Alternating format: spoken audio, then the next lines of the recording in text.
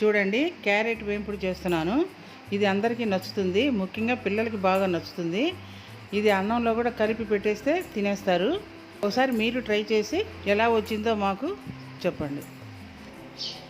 Carrot ఫ్రైకి కావలసిన పదార్థాలు చూద్దాం. 1/2 కిలో క్యారెట్ తీసుకోండి. అది శుభ్రంగా కడిగి తురిమి పైన చెక్కు తీసేయాలండి. అది చెక్కు తీసేసిన తర్వాత దాన్ని తురిమి పక్కన పెట్టుకోవాలండి. తర్వాత ఒక ఉల్లిపాయ తరిగి పక్కన పెట్టాలి. 2 ఎండుమిరపకాయలు, కొంచెం పోపు గింజలు, కరివేపాకు కొంచెం, పోతే కొంచెం కొబ్బరి కొంచెం తురిమి పెట్టుకోవాలండి పక్కన. ఇది కందిపప్పు కొంచెం ఒక చిన్న కప్పులో ఉడకపెట్టి పక్కన పెట్టాలి. 8 చిన్న ఉల్లిపాయ రుబ్బలండి. అది దంచి కచ్చాపచ్చాగా దంచి పక్కన పెట్టాలి. పక్కన పెట్టుకున్న తర్వాత ఇప్పుడు స్టార్ట్ చేద్దాం. చూడండి, స్టవ్ ఆన్ చేస్తున్నాను. ఆన్ చేసి కడాయి పెడుతున్నానండి. కడాయి వేడెక్కగానే 3 స్పూన్ల ఆయిల్ పోస్తున్నాను. ఆయిల్ వేడెక్కగానే 2 ఎండుమిరపకాయలు తుంచి వేస్తున్నానండి. తుంచి వేసేసి తర్వాత దాన్ని బాగా కొంచెం వేగాలండి, కలర్ మారాలి. తర్వాత పోపు గింజలు, ఆవాలు, జీలకర్ర, మినపప్పు వేస్తున్నాను. అది కొంచెం వేగనివ్వాలి. వేగుతుందండి.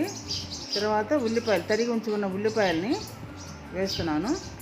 అది బాగా కలర్ వచ్చినాక వేగాలి.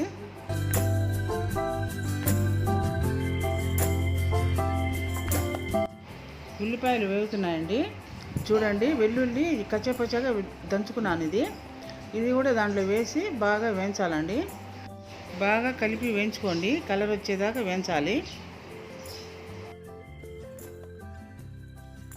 బాగా కలిపి వేయించిన తర్వాత కరివేపాకు కూడా దాంట్లోనే వేయాలి. కరివేపాకు వేసి వేయించాక ఇప్పుడు ముందుగా తురిమి ఉంచుకున్న క్యారెట్ను అందులో వేసి బాగా కలుపుకోవాలి. కరివేపాకు, ఉల్లిపాయలు అవన్నీ బాగా కలిసేటట్టు వేయించుకోవాలి. వేయించుకున్న తర్వాత తగినంత సాల్టు, చిటికెడు పసుపు వేసి బాగా కలుపుకోవాలి.